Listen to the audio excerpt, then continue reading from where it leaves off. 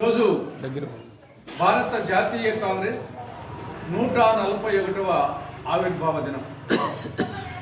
141 సంవత్సరాల క్రితం సరిగ్గా ఇదే రోజు అంటే 1885 డిసెంబర్ 28వ తారీఖున బొంబాయిలో 72 మంది ప్రతినిధుల సమక్షంలో ఏవో హ్యూమ్ కన్వీనర్గా ఉమేష్ చంద్ర బెనర్జీ తొలి అధ్యక్షుడిగా కాంగ్రెస్ పార్టీ ఆవిర్భవించింది. ఆనాటి నుండి దినదిన ప్రవర్ధమానం చెందుతూ ఇంతింతై ఒటుడింతైనట్లు ఈనాడు ప్రపంచంలోనే అతిపెద్ద ప్రజాస్వామిక లౌకిక సామ్యవాద పార్టీగా అవతరించింది. కాంగ్రెస్ పార్టీ హిమాలయాల వలె ఉన్నతమైంది, గంగానది వలె పవిత్రమైంది, మర్రి చెట్టు వలె విస్తృతమైంది. రవి అస్తమించని బ్రిటిష్ సామ్రాజ్యాధినేతలను భారతదేశపు పొలిమేరల నుండి తరిమి కొట్టి భారతమాత దాస్య శృంఖలాలు ఛేదించి భారతదేశానికి స్వాతంత్రం సముపార్జించి పెట్టినటువంటి పార్టీ కాంగ్రెస్ పార్టీ. స్వాతంత్ర అనంతరం నవభారత నిర్మాణంలో ప్రముఖ పాత్ర వహించిన పార్టీ కాంగ్రెస్ పార్టీ.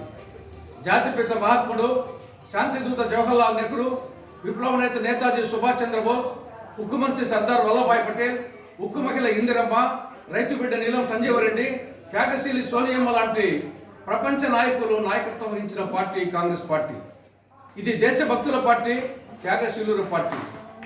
దేశ సమైక్యత, సమగ్రత, సార్వభౌమత్వం కోసం మహాత్మా గాంధీ, ఇందిరాగాంధీ, రాజీవ్ గాంధీ తమ ఆత్మ బలిదానం చేసినటువంటి పార్టీ కాంగ్రెస్ పార్టీ. ఈ దేశానికి స్వాతంత్రం వచ్చే నాటికి తినేదానికి తిండి లేక, కట్టేదానికి బట్ట లేక, ఉండేదానికి చోటు లేక, త్రాగేదానికి నీరు లేక, చదువుకునేదానికి స్కూలు లేక, రోగాలు వచ్చే ఆసుపత్రులు లేక దారిద్ర్యంతో కొట్టుమట్టాడుతూ ఉండేది ఈ దేశం. అటువంటి పరిస్థితుల్లో కాంగ్రెస్ పార్టీ అగ్రనాయకుల యొక్క దూరదృష్టి వలన, రాజనీతిజ్ఞత వలన, దార్శనికతతో ఈనాడు ప్రపంచ అగ్రదేశాల సరసన ఈనాడు భారతదేశం ఉంది అంటే దానికి కారణం కాంగ్రెస్ పార్టీ నాయకులు. ఈనాడు దేశంలో అటు అహింసకు, ఇటు హింసకు, ఇటు గాంధీయిజానికి, గాడ్సేయిజానికి, లౌకికవాదానికి, మతత్వవాదానికి, ప్రజాస్వామ్యానికి, నియంతృత్వానికి, ధర్మానికి, అధర్మానికి, న్యాయానికి, అన్యాయానికి, సత్యానికి, అసత్యానికి మధ్య సైద్ధాంతిక పోరాటం జరుగుతూ ఉంది.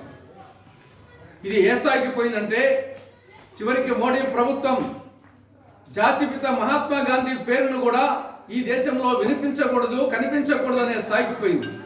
ఆ నేపథ్యంలోనే మహాత్మా గాంధీ జాతీయ గ్రామీణ ఉపాధి హామీ పథకం పేరులో మహాత్మా గాంధీ పేరును కూడా తొలగించినటువంటి దుర్మార్గమైన ప్రభుత్వంగా ఈనాడు మోడీ ప్రభుత్వం తయారైపోయింది. అదేవిధంగా ఆంధ్రప్రదేశ్కు మోడీ ప్రభుత్వ హయాంలో కనీవిని ఎరుగని అన్యాయం జరిగింది. రాష్ట్రానికి సంజీవని లాంటి ప్రత్యేక హోదా రావాలి అన్నా, రాయలసీమకు, ఉత్తరాంధ్రకు బుందేల్ఖండ్ తరహా స్పెషల్ డెవలప్మెంట్ ప్యాకేజీ రావాలి అన్నా, కడప జిల్లాలో శైలాధ్వర్యంలో స్టీల్ ప్లాంట్ ఏర్పాటు కావాలి అన్నా, దుగరాజపట్నం మేజర్ ఓడదేవు రావాలి అన్నా, పోలవరం బహుళార్థ సాధక ప్రాజెక్టులు త్వరితగతిన పూర్తి కావాలి అన్నా అటు కేంద్రంలో ఇటు రాష్ట్రంలో కాంగ్రెస్ పార్టీ అధికారంలోకి రావాల్సిన చారిత్రక ఆవశ్యకత ఉంది. ధర్మో రక్షతి రక్షితః, ధర్మాన్ని మనం కాపాడితే ధర్మం మనల్ని కాపాడుతుంది. వృక్షో రక్షతి రక్షితః, చెట్టును మనం కాపాడితే చెట్లు మనల్ని కాపాడుతాయి. కాంగ్రెసో రక్షతి రక్షితః, కాంగ్రెస్ మనం కాపాడితే కాంగ్రెస్ మనల్ని, ఈ దేశాన్ని, రాష్ట్రాన్ని కాపాడుతుంది.